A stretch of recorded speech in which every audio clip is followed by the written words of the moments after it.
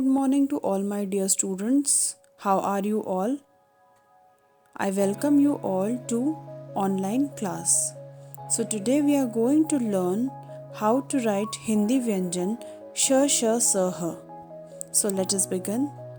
The first is sh. sh se shank.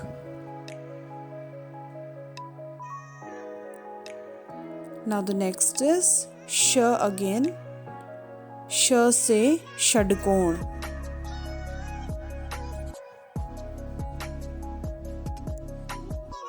Now the next is स.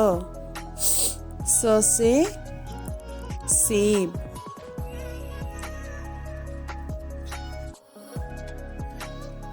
Now the next is ह. ह से हाथी. So let us revise. श से शंख, श से षडकोण, स से सेब, ह से हाथी. Now we will see how to write these letters. Let us start. Alright students, so today we are going to learn how to write the akshar sh, sh, sa, ha. So the first is sh.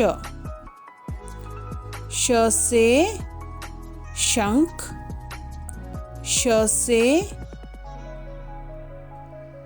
शलगम. Now the next is again sh. श से षटकोण, स से सेब, स से सांप, ह से हाथी, ह से हल. श, श, स, ह today we will learn. So let us begin with श. कौन सा वाला श? शलगम वाला श. Alright students. So now if you notice, in while writing sh, we can recognize sh. It is similar to r.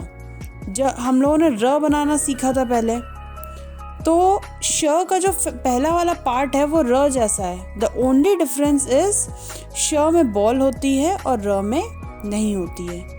अगर र में हम लोग बॉल लगा दें तो ये श का पहला पार्ट बन जाएगा. देखो पहले हम लोगों ने र लिखा और इधर बॉल बना दिया, तो ये श का पहला पार्ट बन गया. अब इसके बाद हम क्या करेंगे? श के आगे एक स्टैंडिंग लाइन खींच देंगे. जब हम लोग स्टैंडिंग लाइन खींच देंगे तो ये पूरा श बन जाएगा. उससे पहले क्या किया था हम लोगों ने? पहले र बनाया, फिर एक बॉल बना दिया और फिर एक स्टैंडिंग लाइन खींच दी. तो ये बन गया आपका कंप्लीट श. और ओवरहेड जो स्लीपिंग लाइन लगाएंगे वो कहाँ लगाएंगे? After the ball. Alright children, so let us see it again. First we will draw the circle, then we will draw र. उसके बाद we will draw a standing line and a overhead sleeping line just after the ball. जो भी ball वाले अक्षर होते हैं उसमें हम लोग क्या करते हैं? स्लीपिंग लाइन उस बॉल के बाद से शुरू करते हैं. भ और ध में आपको याद होगा. वैसे ही let us see it again without the tracing lines. पहले हम लोग सर्कल बनाएंगे, फिर र को कंप्लीट करेंगे और फिर एक स्टैंडिंग लाइन खींच देंगे ऐसे. ये हो गया आपका श. श से शंख, श से शलगम. नाउ द नेक्स्ट इज श से षटकोण. तो अगर हम लोग श से षटकोण देखें, ये कैसा लगता है दिखने में? प जैसा. हम लोगों ने पढ़ा है ना प से पतंग. द ओनली डिफरेंस इज बीच में स्लैंटिंग लाइन का. प के बीच में अगर आप स्लैंटिंग लाइन खींच दीजिए तो ये क्या बन जाएगा? श. श से षटकोण. तो पहले हम लोग श से षटकोण बनाने के लिए क्या करेंगे? पहले हम लोग प बनाएंगे और बीच से एक स्लैंटिंग लाइन खींच देंगे ऐसे. तो ये क्या बन गया? श से षटकोण. Let us see it again. First we'll draw the pa and then we will draw slanting line like this. ये हमारा बन गया श से षटकोण. So let us see श से षटकोण again without the tracing lines.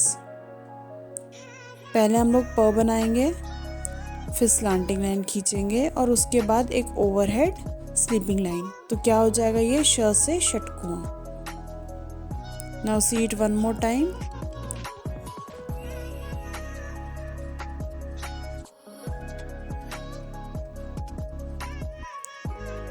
All right. So now sh से षटकोण is done. Next is स. स से सांप, स से सेब. कैसे बनाएंगे हम लोग? Now see it again. स में भी एक पोर्शन होता है जो र जैसा लिखता है, जो फ्रंट पार्ट होता है स का. तो हम लोग पहले र बनाएंगे. र बनाना आता है हम सबको. पहले हम लोगों ने य र ल व में सीखा था र बनाना. उसके बाद र के आगे से एकदम बीच से we will draw a sleeping line and then a standing line and स is done. Now see it again. First we will draw र and then we will draw sleeping line from between and then a standing line after it. ये बन गया स. See it one more time.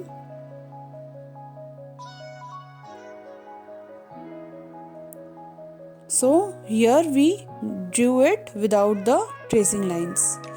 पहले हम लोग र बनाएंगे, उसके बाद एक स्लीपिंग लाइन और स्टैंडिंग लाइन. बन गया हमारा स. नाउ द नेक्स्ट इज ह. ह से हाथी, ह से हल. ह बनाने के लिए हम लोग क्या करेंगे? ह थोड़ा सा टिपिकल है, so you need a lot of practice to make the ह परफेक्टली फाइन. सो ह हम लोग स्टेप बाय स्टेप सीखेंगे. See that I have drawn it on the tracing lines. अब मैं स्टेप बाय स्टेप सिखाऊंगी how you will draw it. Now पहले हम लोगों ने स्लीपिंग लाइन खींची एंड देन एक स्मॉल सी स्टैंडिंग लाइन. उसके बाद हम लोगों ने एक सी बनाया और ज्वाइन करके कर्सिव सी नीचे बना दिया. पहले एक स्मॉल सा सी बनाएंगे और उसके ज्वाइनिंग में कर्सिव सी जो बनाएंगे वो नीचे वाली लाइन को, हिंदी रूल बुक की नीचे वाली लाइन को टच करेगी. So this is how ह is made.